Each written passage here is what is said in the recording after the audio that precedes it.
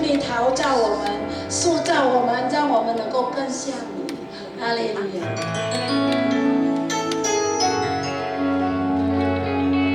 塑造我成为你器皿，使我永远不离开你。塑造我成为你器皿。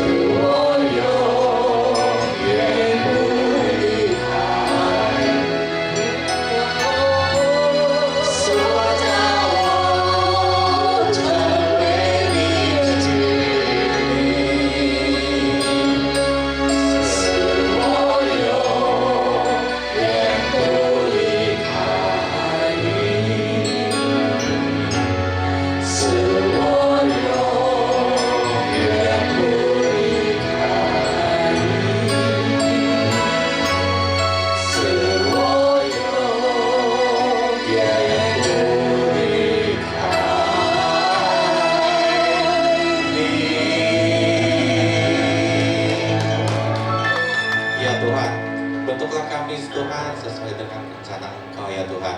Kami percaya Tuhan, hanya Engkau yang layak kami tinggikan Tuhan. Hanya Engkau yang Tuhan kami layak muliakan ya Tuhan.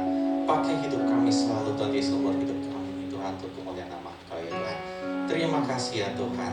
Sebentar kami mau duduk diam Tuhan mendengarkan firman Engkau ya Tuhan. Kami percaya Tuhan, firman yang Kau sampaikan ini Tuhan menjadi kemuliaan bagimu Tuhan, menjadi kemerdekaan buat diri kami Tuhan. Kami percayakan semuanya ke dalam tangan-Mu Tuhan. Kau pakai bibir lidah pembicara kami Tuhan, Pak Michael Teja Tuhan. Kiranya Tuhan Kau terus memperluas firman Kau Tuhan dan melalui dirinya Tuhan. Terima kasih Tuhan. Yang siap mendengarkan firman Tuhan sama-sama katakan amin. Ya, selamat pagi semuanya. Hari ini kita akan dilayani pertama kali oleh Pak Michael Teja. Sebenarnya beliau udah sering ya di sini, tapi di Mandarin kayaknya baru pertama ya Pak ya. Oke. Beliau ini adalah seorang trainer dan konsultan keluarga di Taman Safari saat ini. Lalu dia biasanya trainer di BCA, MNC dan Lipo. Untuk mempersingkat, kita persilakan Pak Michael langsung kesini. Mari kita beri kemuliaan bagi Tuhan.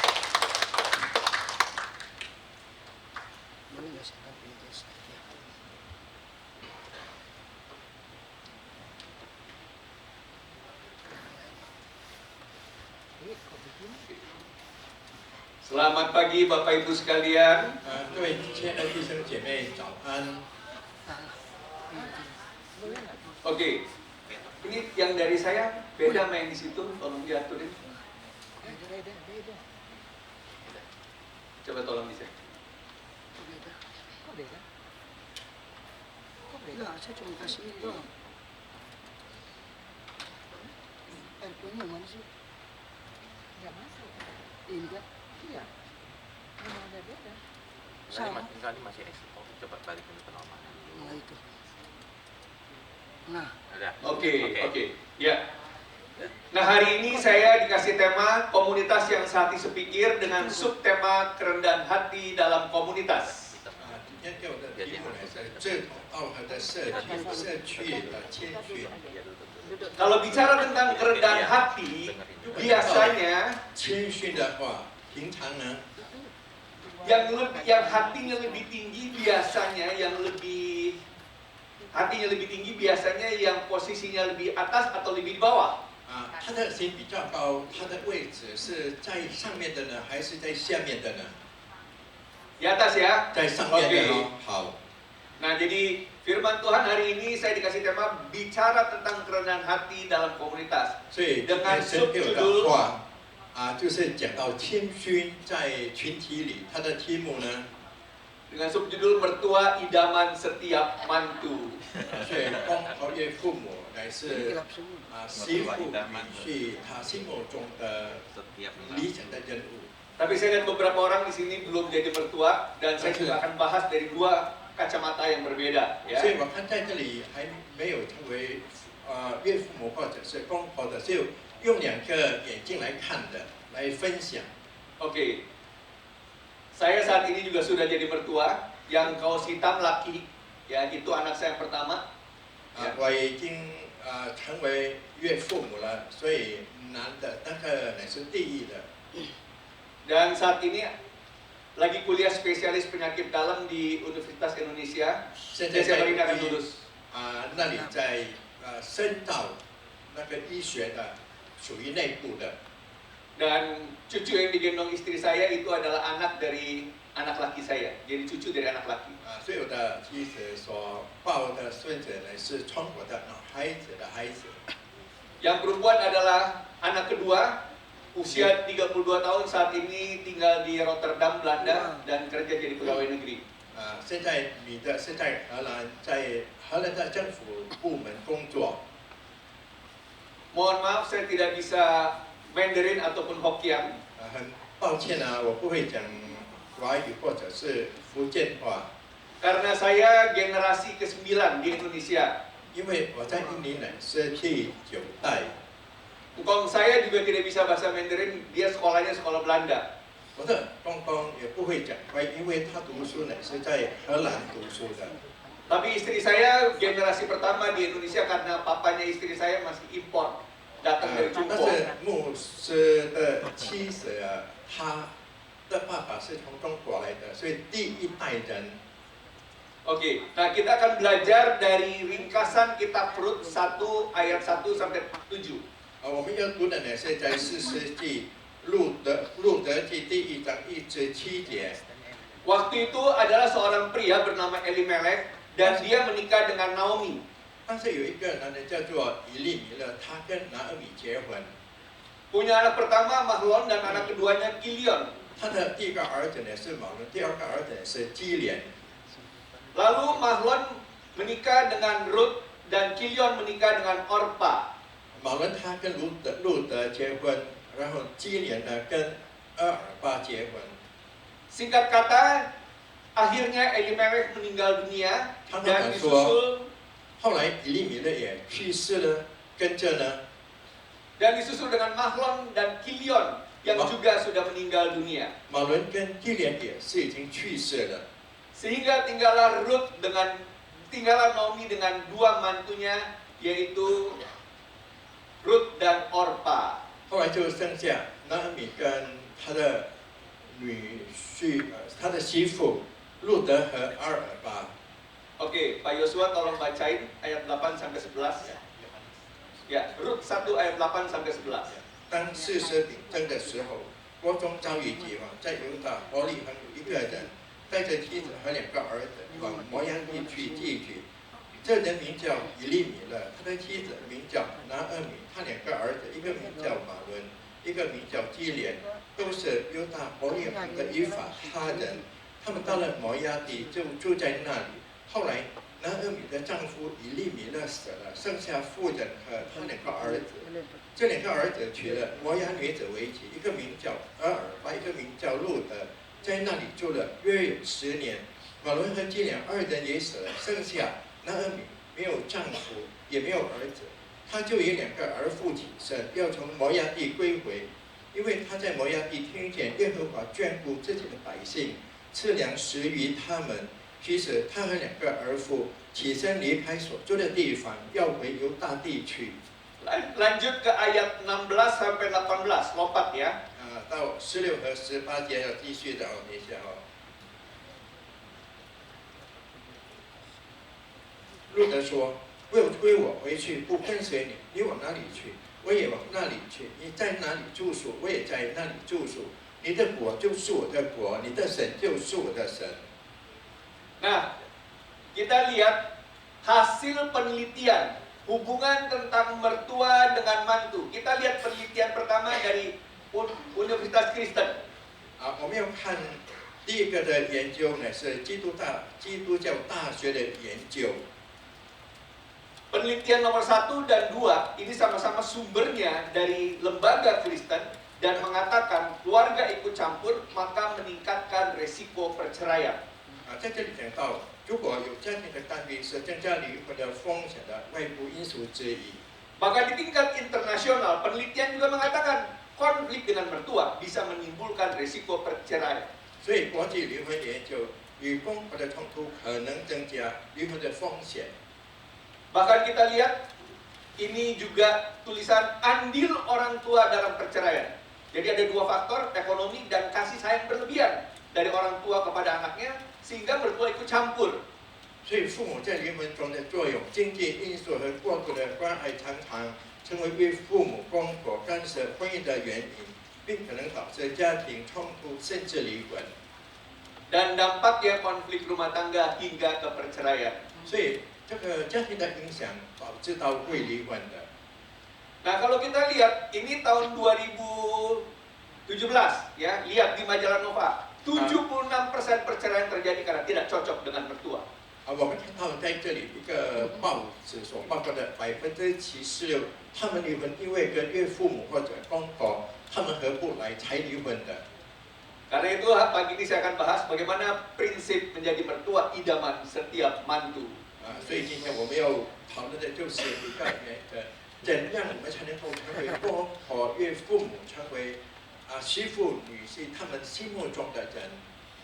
Prinsip pertama adalah bagaimana mertua ini harus bisa memberikan kebebasan pilihan kepada mantunya. 第一个原则呢是公婆媳妇他能够给他女婿或者媳妇有一个自己的选择。 Tadi ketika Naomi sudah kehilangan suami dan dua anaknya, 刚才拿米已经失去了他2个儿子， dia suruh kedua mantu perempuannya pulanglah masing-masing ke rumah ibunya.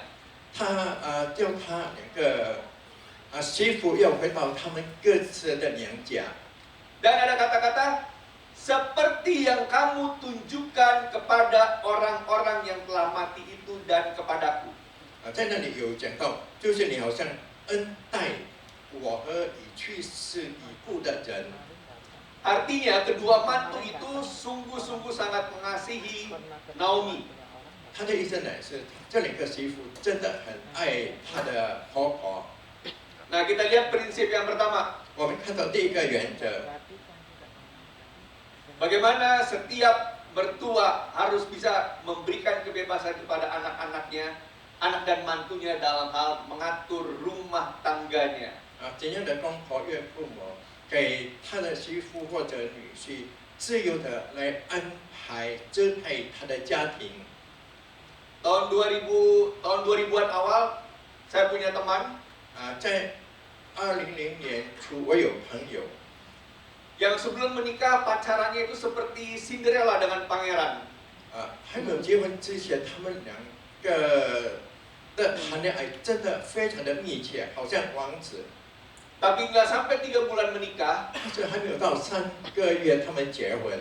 istrinya lompat dari mobil, mau bunuh diri 他的妻子从汽车上跳下去要自杀， karena kecewa dengan mertuanya yang terlibat dalam isi kulkas rumah tangganya. 因为他对他的他的公婆感到失望，因为他的冰橱里面的重的东西感到失望。 Oke, yang kedua, mengurus pasangan dan anak. 照顾孩子和配偶。 Banyak mertua mau ikut terlibat bagaimana mantunya harus bisa melayani anaknya dengan baik. 有很多的公婆和岳父母要参与，怎样呢？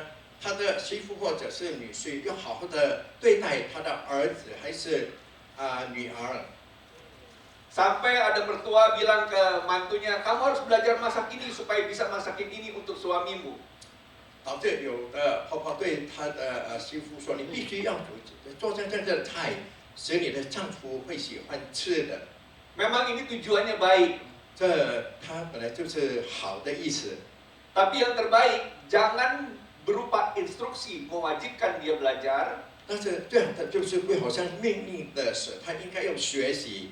Tapi yang terbaik adalah menawarkan, kamu mau belajar ini atau tidak? 但是最好的就是提供你要吗？学习这个或者学习那个。 Sehingga seorang mantu tidak dipaksa oleh mertuanya untuk berlaku seperti mama mertuanya ke anak, ke pasangannya. 使一个媳妇不会被她的婆婆勉强要怎样的对待她的丈夫。Yang ketiga juga dalam hal mengatur keuangan, kita harus berikan kebebasan. 第三点，财务管理，我们也必须有给他们一个自由的。 Kenapa mertua harus bisa memberikan kebebasan pilihan kepada anak dan mantunya? 为什么一个公婆媳妇一定要给他的媳妇女婿一个自由的选择呢？ Kita lihat Matius 19 ayat 5.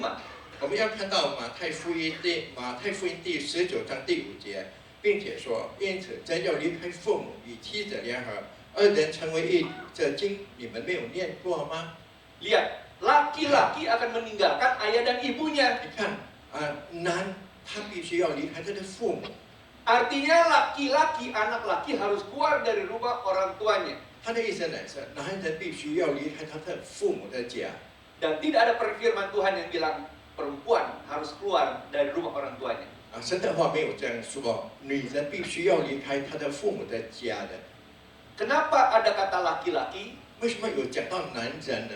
Karena Tuhan tahu bahwa ketika laki-laki tidak keluar dari orang tuanya, 因为神知道，如果男人没有离开他的父母亲的话， maka berarti istri dari anak laki-laki ini akan masuk ke dalam rumah. 那这当然这个男人的妻子要进入他的家里， Dan ini akan sangat berbahaya ketika mertua perempuan dan mantu perempuan dalam satu rumah. 所以很危险的。如果这个公婆他跟他的媳妇住在一个家里面， Nah, anak kami yang laki yang sudah menikah, 我们的孩子男的已经结婚了的呢， dia kami ajak tinggal di rumah, dia nggak mau.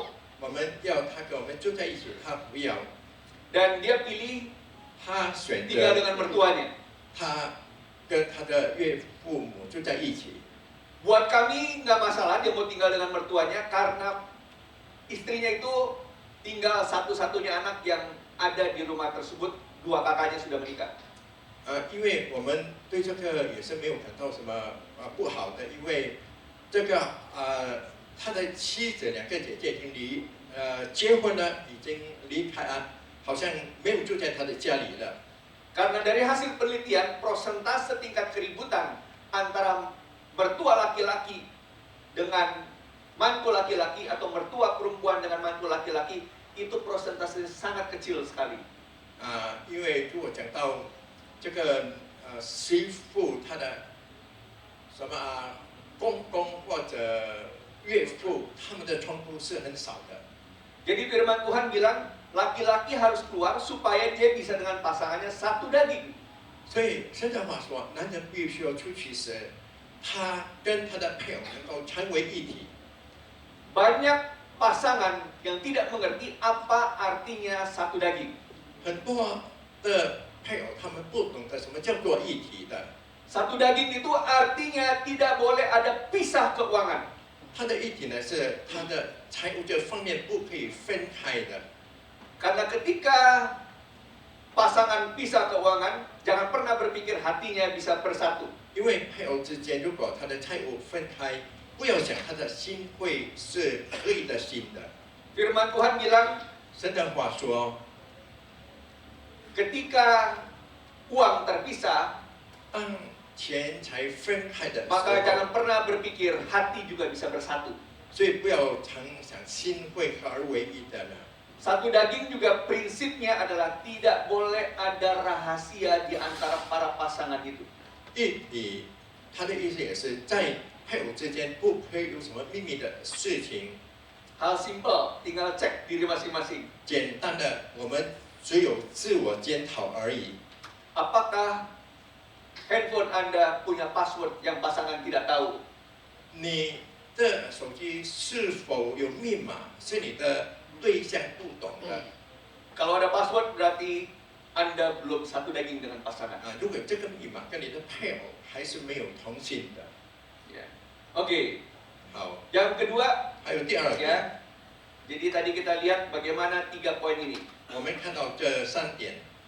Yang kedua katanya mertua harus bisa mengasihi mantunya seperti mengasihi anaknya. 所以在这里讲到这个婆婆必须要爱她的媳妇，跟爱她的孩子一样。Kita lihat tadi di ayat 11, 刚才我们看到在11节， Rut berkata kepada dua mantunya, pulanglah anak-anakku. 在这里拿俄米说：“我的女儿们啊，回去吧，为何又跟我去呢？” Dia tidak bilang pulanglah mantu-mantuku. 他没有说我的媳妇你们回去吧。 Nah, kami juga di WA group, ya kami punya WA group dengan mantu dan dua anak. 我跟媳妇或者是女婿跟我的孩子有这个 WA group 的。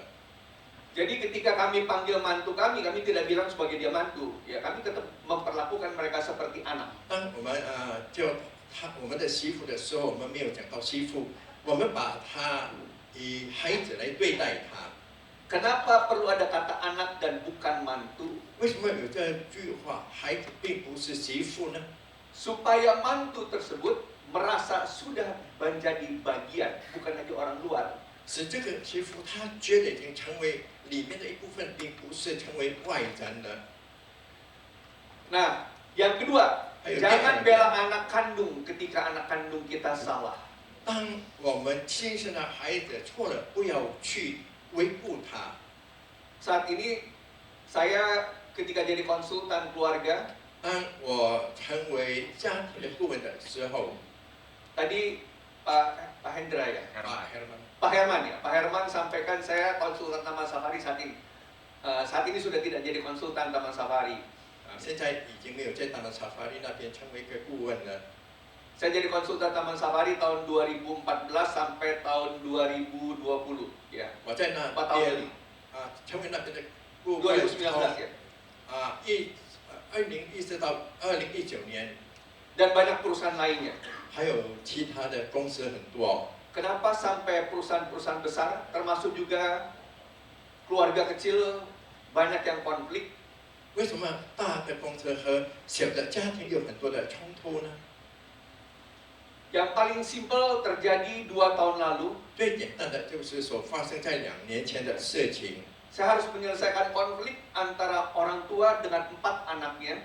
我必须要解决有这个孩子跟他的父母亲之间的冲突。 Anaknya usia 19 sampai 29 tahun. 他的孩子的年纪从19岁到29岁。 2 anak laki dan 2 anak perempuan tinggal di kota kecil di Jawa Tengah. 2男和2女就在中岛外岛的一个小城市里。 4 anaknya ini memusuhi papanya. 这个孩子就是仇视他的父亲。 Sampai akhirnya saya 3 kali kunjungan ke kota tersebut. 到最后我去探访那个城市3次， Masing-masing kunjungan 3 hari di sana. 每一次去探访就是3天的时间。 Pada hari ke-8 dan hari ke-9, 第8和第9天的时候， saya bikin retreat keluarga. 我给他们做一个家庭的录影。 Dan di akhir pertemuan hari ke-9 tersebut, 在第 antara orang tua dengan 4 anaknya itu bisa berpelukan, nangis, saling nangis dan minta maaf. 所以第9天的时候，他父母亲跟4个孩子能够彼此的道歉，拥抱在一起。 Satu hal yang saya pesan kepada setiap orang tua, 一件事情我嘱咐给每一位做父母亲的。 saya perhatikan konflik di antara saudara kandung terjadi karena orang tua membedakan anak-anaknya. 我看到跟这个亲生的孩子所发生的，就是他分别他的孩子跟不是自己的孩子的。 Ketika orang tua membedakan anak-anaknya, maka pasti dengan mantunya juga dibedakan lebih jauh lagi.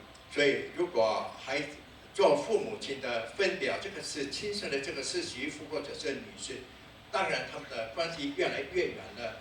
Dan ini sangat berbahaya bagi kelangsungan keluarga keturunan Bapak Ibu sekalian. 这对我们的家庭的风险是很大的。 Kenapa tadi firman Tuhan bilang anak laki-laki harus keluar dari rumah orang 为什么 tuanya? 刚才说神的话说，男人必须要离开他的父母的家呢？ Karena anak laki sebagai kepala harus bisa mandiri. 因为男人成为一家之主，他必须能够自力更生的。 Ketika dia masih di rumah orang tuanya, otomatis tidak akan pernah bisa mandiri. 当他还在他的父母亲的家的时候，他当然不能够自理自主的。 Karena untuk makan dan minum istri dan anak-anaknya pasti masih turut campur orang tuanya. 因为要给他的妻子孩子们吃的，当然他的父母亲还有参与在里面的。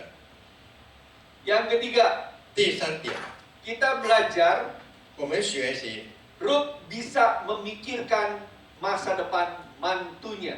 我们看到路德他会为他的媳妇的前途来着想。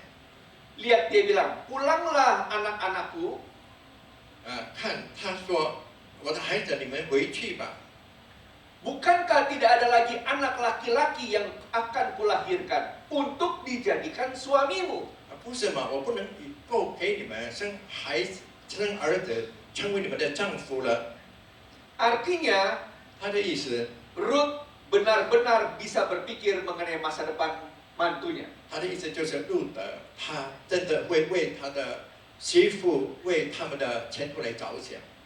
Banyak pengkhotbah lain membahas kitab ini, 有很多的讲员他们在讨论这节经文， hanya dari kebaikan hati Ruth yang luar biasa. 只是看到这个路德他的心非常的善良。 Tapi ketika saya siapkan materi ini, 当我准备这些的材料的时候， Tuhan membukakan bahwa Ruth bisa begitu karena ada Naomi sebagai mertua yang juga luar biasa. 就神给我打开，路德他能够这样，因为有他的婆婆，一个拿俄米这样了不起的婆婆。 Ketika Ruth suruh dua mantunya pulang ke negaranya masing-masing, Israel, 当路德要他们回去他每个人的家里的时候，以色列， ketika Naomi menyuruh dua mantunya pulang ke Israel, 当拿俄米要他的媳妇回去他的以色列， karena dua mantunya ini adalah orang Moab. 因为这两个媳妇呢是摩押人。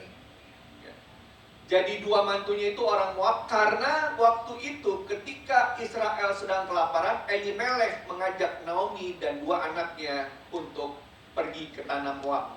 因为在以色列地发生饥荒的时候，所以以利米勒带他的妻子和他的儿子去摩押地。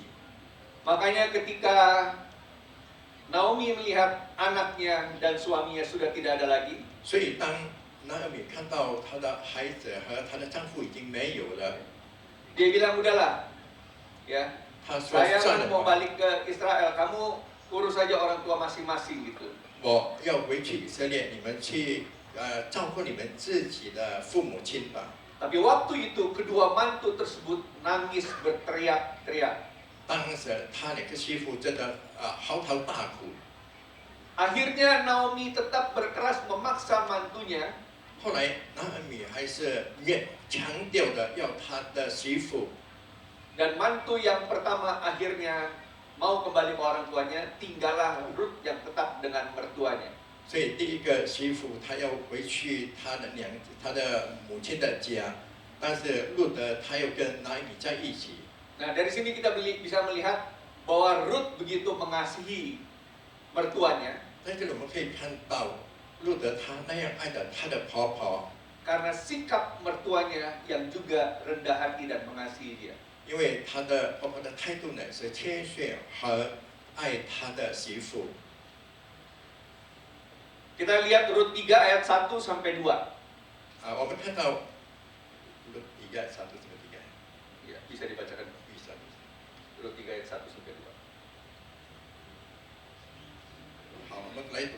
路德的婆婆拿俄米对他说：“女儿啊，我不当为你找个安身之处，使你享福吗？你与波阿斯的舍女常在一处，波阿斯不是我们的亲族吗？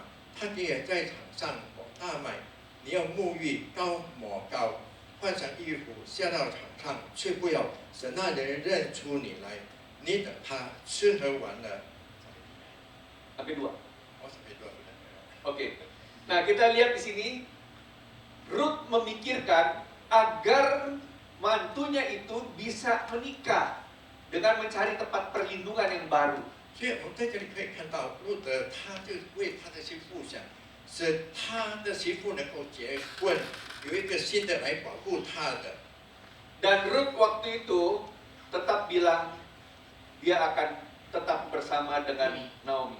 当时的路德他说：“他一定要跟拿俄米他的婆婆生活在一起的。” Oke.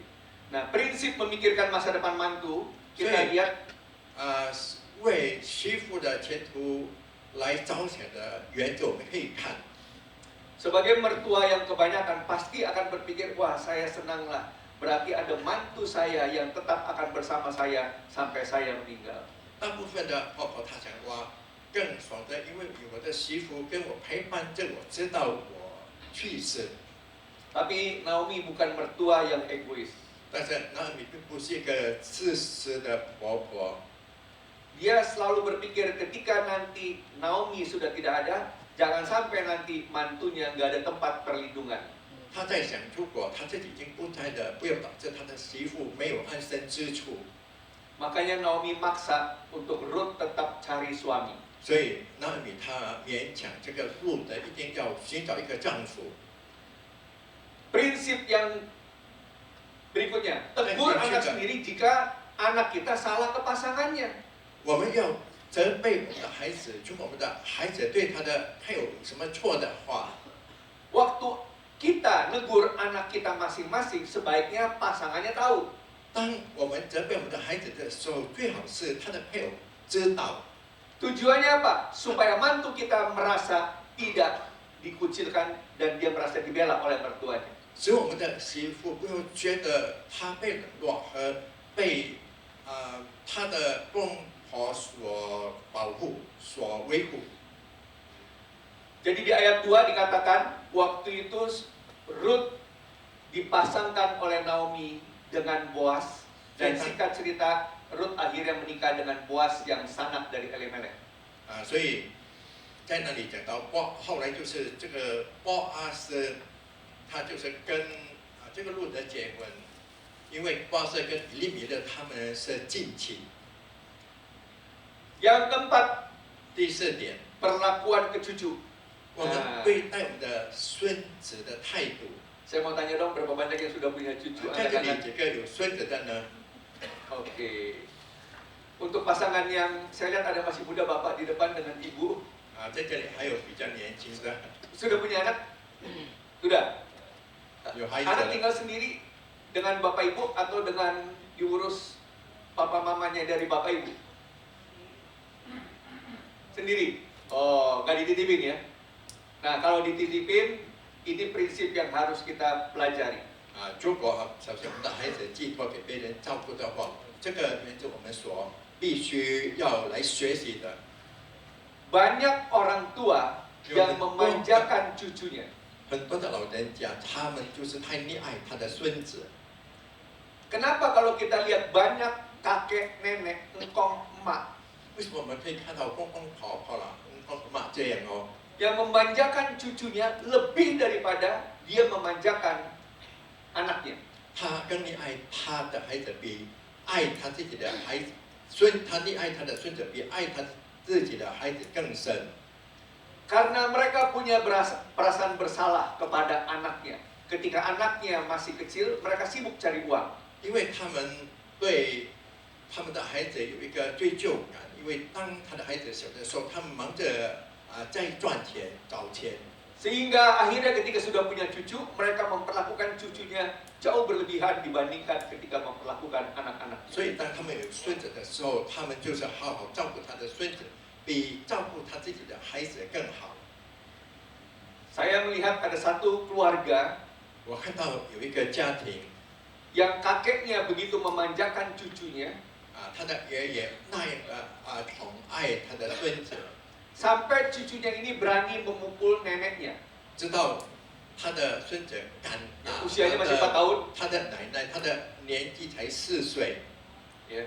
Dan berani juga memukul tantenya 也敢打他的单的， karena merasa dibela oleh kakeknya. 因为觉得他的爷爷是在帮助他。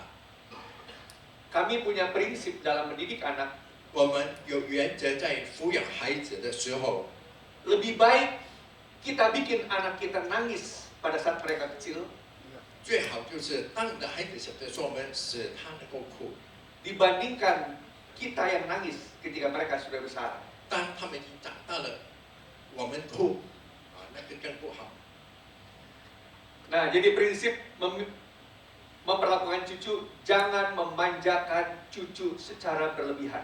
所以我们对待孙子的原则就是不要太过分的溺爱宠爱我们的孙子。 Jangan juga Anda mengajarkan ke cucu hal yang berbeda dibandingkan orang tuanya ngajar ke anaknya. 所以我们教导孙子的也不要跟我们的孙子的父母亲所教导的不一样。 Contoh, orang 比 tuanya 如说，他的老人 orang 家， tuanya tidak kasih anaknya makan permen. 比如说他的父母亲不给他吃这个糖果， Tapi ketika cucu Anda ketemu dengan Anda, 当你的孙子见到你的时候， Anda kasih permen itu. 你给这个糖果给他。 Kalau kita perhatikan, yang paling pinter ngadu domba orang tua 我们看到最喜欢挑衅老人家的 adalah anak. 就是孩子。 Contoh, 比如说， anak minta, Pak maaf Bapak, anaknya umur berapa Pak? Oh udah besar? Oh udah besar. Kalau anaknya masih kecil ya, 如果孩子还小的话， misalnya dia bilang ke Papa, Pak minta es krim dong. Papanya bilang enggak. 他说爸爸我有冰淇淋，他的爸爸说不的话， Lalu anak ini ke mamanya 然后这个孩子去找他的妈妈， dan mamanya kasih es krim itu. 他的妈妈把这个冰淇淋给他。 Waktu anak ini dapat es krim, dia datang ke papanya. 当这个孩子他的妈妈已经给他冰淇淋，他是去找他的爸爸， Pak, aku dapat es krim. 他就对他的爸爸说的， Sering. Akhirnya berantem sama 讽 orang 刺 tuanya. 他。后来他这个老人家就吵架了。 Jadi prinsip yang kami belajar 所以我们所学习的原则， di Abalok ini ada, dulu yang kami ikut adalah Growing Kids. Growing. Sekarang apa namanya, Pak Indra? Growing Kids dulu. Parenting ya? Parenting ya? 我不懂他的意 Teknik 思， pendidik 我 anak. 在把人听就 Teknik 好。 pendidik anak. 教导孩子的技巧。 Kami ikut kurikulum itu dulu 16 minggu di tahun, kira-kira tahun 98 kali itu. 我们参加那个课程，16个礼拜，大概 98. 2008年，1998年了。 Nah, jadi Bapak Ibu sekalian, 所以各位弟兄姐妹， pastikan ketika kita mendidik cucu, jangan sampai merusak apa yang diajarkan orang tuanya. 所以我们在抚养孙子的时候，不要损坏他的父母亲所教导他的。 Karena ketika Anda mendidik dengan cara yang berbeda dengan orang tuanya, artinya Anda ngajak berantem dengan mantu dan anak Anda. 所以当你教导跟他的父母亲所教导的不一样，当然你们之间就是要吵架的。 Dan akhirnya anak Anda bisa tidak bawa lagi cucunya ke rumah Anda. 后来会导致你的孩子不会把你的孙子带到你的家去了。 Jadi jangan sampai gara-gara cucu Anda kehilangan anak dan mantu. 所以会导致你的孙子你会失去你的女婿或者是媳妇的。 Sekarang kesimpulannya kita lihat. 现在我们要看他的结论。 Mertua dan mantu jangan cari siapa yang benar. 这个媳妇这个岳父母公婆不要寻找谁对谁错。 Meskipun Anda merasa benar, 虽然你觉得你是对的， dan ini juga kami rasakan sebagai mertua, 我们称为公婆的也觉得， kami nggak akan sampaikan itu ke mantu. 我们不会告诉我们的媳妇的， Karena kami tidak mencari siapa yang benar. 因为我们就没有去看是谁是对的。 Kami lebih mengutamakan kedamaian dalam keluarga. 我们更注重的就是在家庭里的和睦。 Kalau Anda konflik dengan mantu Anda, 如果你跟你的媳妇或者女婿冲突的话， maka Anda juga akan kehilangan anak Anda. 你也会失去你的孩子。 Kesimpulan yang kedua, mertua yang bijak tahu kapan harus bicara. 所以一个明智的岳父或者公婆，他懂得什么时候他讲话， Dan kapan cukup berdoa. 还有什么时候只是祷告就行了。Artinya ada hal-hal yang kita nggak harus sampaikan ke Tadi anak itu- kita atau mantu. 就是有一些事情我们不必告诉我们的孩子呢，或者是我们的女婿还是媳妇的。 Contoh, 比如说， kami pengen kami pengen cucu kami sekolah di perumahan Sunrise Garden. Di situ ada penabur. 我们想要我们的孙子在Sunrise Garden 那边读书，因为在那边有拿破的学校。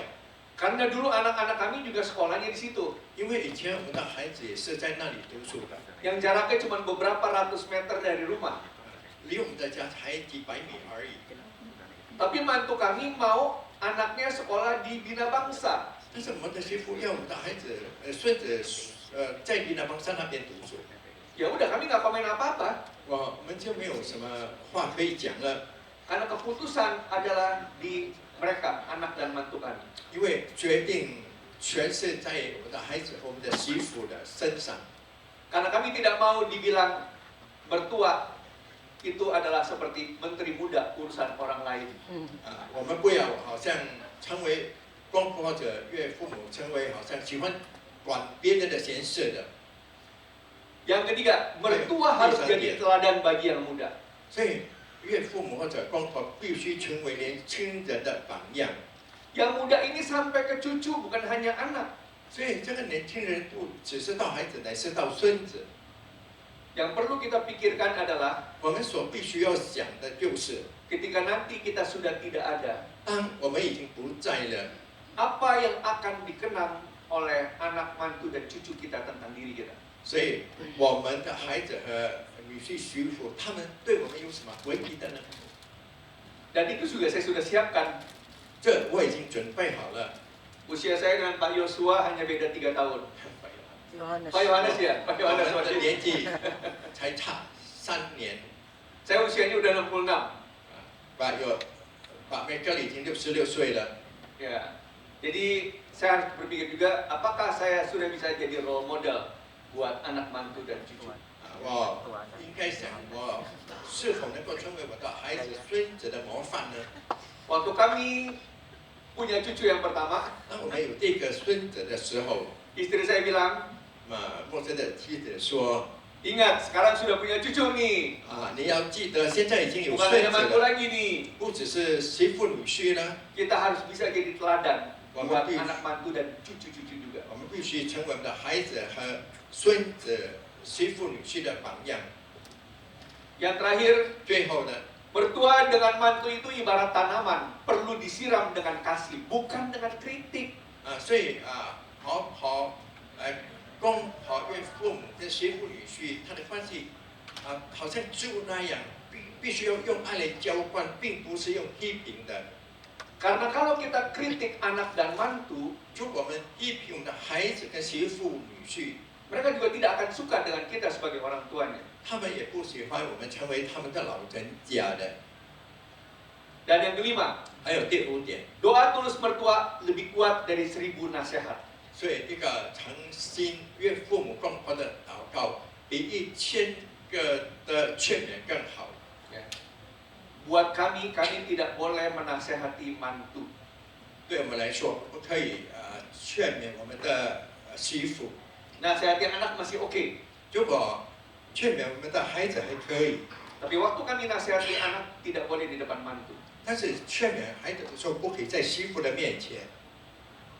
Tapi kalau kita nasihati mantu, mantu nanti akan merasa digurui oleh mertuanya. 如果我们劝勉我们的媳妇，我们的媳妇会觉得我们好像老师在教导他那样的。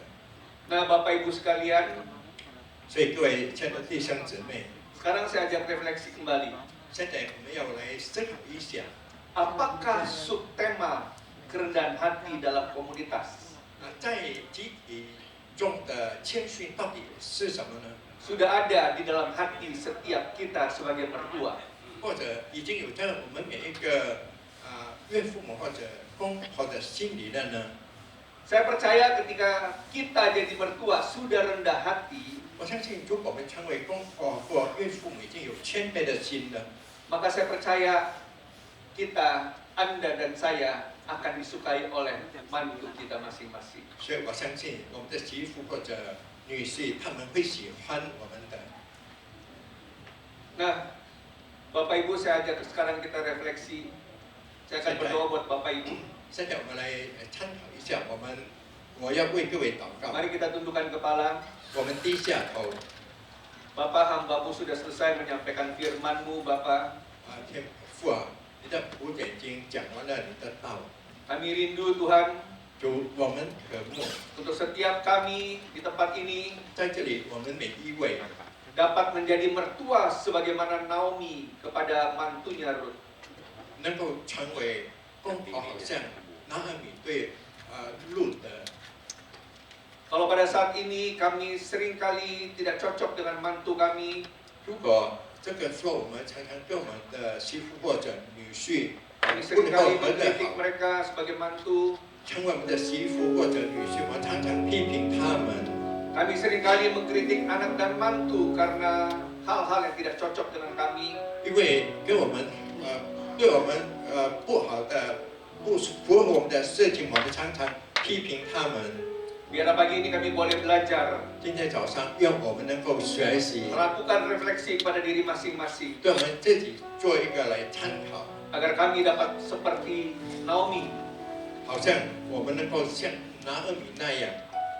Bapak Ibu, 各位， apabila di antara Anda ada yang berpikir, Tuhan setelah mendengar firman-Mu pada pagi ini, 今天早上如果你已经听了真的道，你再这样想的话， saya ingin menjadi mertua yang diidamkan setiap mantu. 我要成为岳父母或者公婆，成为我们媳妇女婿所理想中的人物。 Kami ingin menjadi menjadi orang tua yang disukai anak-anak kami dan cucu kami. 我们要成为老人家，是我们的孩子和我们的孙子所喜欢的。 Bolehkah Anda letakkan tangan di dada masing-masing?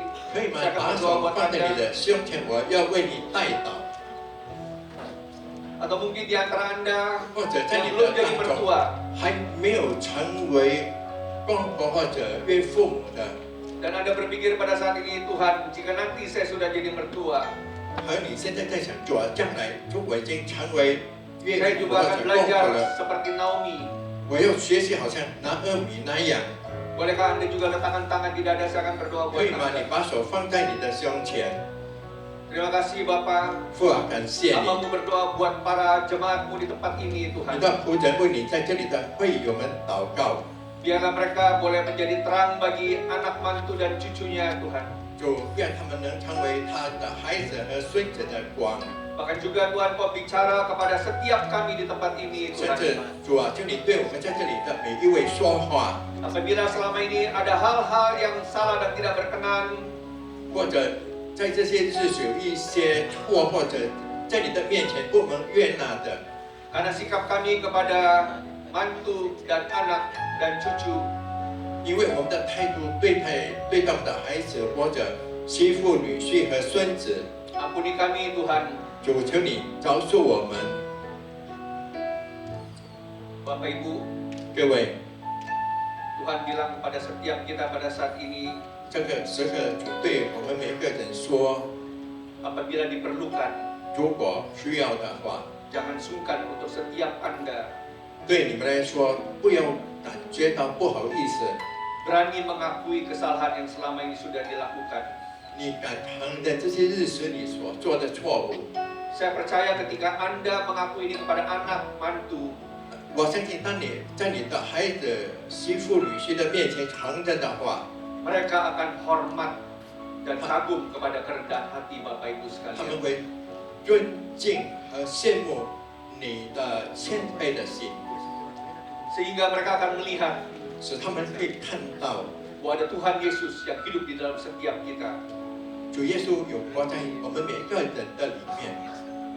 Biarlah Bapak Ibu sekalian, 愿各位弟兄姊妹， setiap kita dapat menjadi mercusuar 让我们能够成为灯塔， dan kehidupan kita berdampak 我们的生活也有这个影响， bukan hanya kepada anak mantu, 不只是给我们的孩子、女婿、 tapi 媳 juga 妇， kepada orang lain, Bapak. 也对别人有影响力， Agar makin banyak orang yang melihat 使更多的人能够看到， Ada perbedaan di antara para keluarga Kristen, Bapak. 基督徒的家庭是有不一样的。 Terima kasih Yesus. 感谢耶稣， Hamba memberkati seluruh jemaat di tempat ini. 让我能祝福在这里所有的会友们， Dengan kerendahan hati dan kesabaran. 用谦卑和忍耐的心。 Dan biarlah setiap kami di tempat ini, Tuhan, 愿我们在这里的每一 boleh 位 makin dekat dengan Engkau, Yesus. 能够更亲近你，耶稣。 Dalam namamu kami menyerahkan doa ini. 我们 Haleluya. 奉耶稣的名来祷告，哈利路亚。